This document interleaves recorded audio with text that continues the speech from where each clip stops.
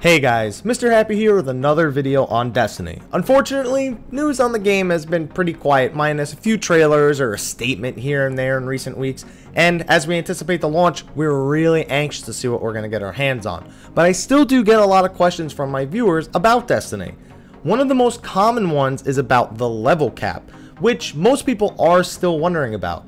So I wanted to make this video explaining what we know about the level cap and how it's really going to work in Destiny, at least with what we know so far. So at the start of the game, leveling in Destiny seems to be done in a fairly standard way. As you progress through the story, do strikes, do PvP, whatever you're doing, you'll gain experience points.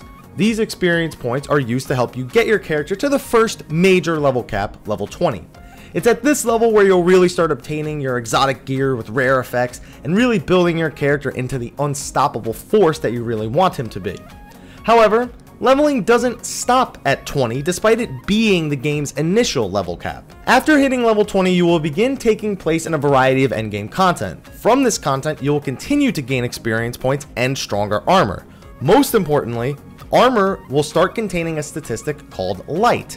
So, on its own, light simply increases the amount of damage you deal, but it's also a number that helps determine your effective Guardian level. As you can read from this screenshot, to increase your level above 20, find and equip gear which contains light.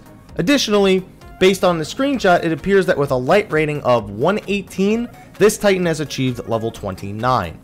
Of course, these numbers and exact methods may have changed since this image and the video it came from were released. Additionally, after level 20, you begin generating items known as Motes of Life instead of traditionally leveling up when you gain experience. As someone who played World of Warcraft, I kind of chuckled at first, but these items are basically your reward for getting enough experience points to gain a quote-unquote level.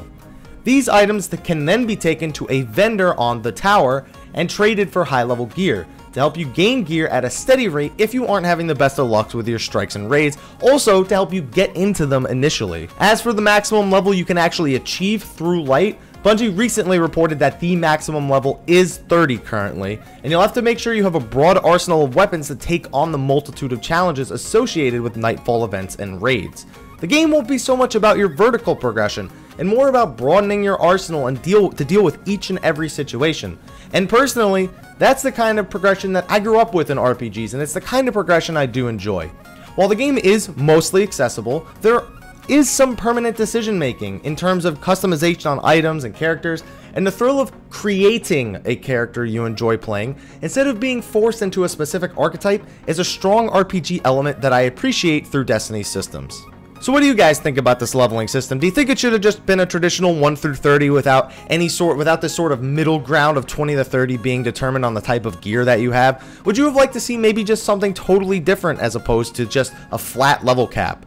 Let me know in the comments below. Be sure to like, favorite, subscribe, and share, and I'll be sure to be posting more Destiny videos as we come up to the game's launch. I'm very excited for the game's launch as well as getting my PS4.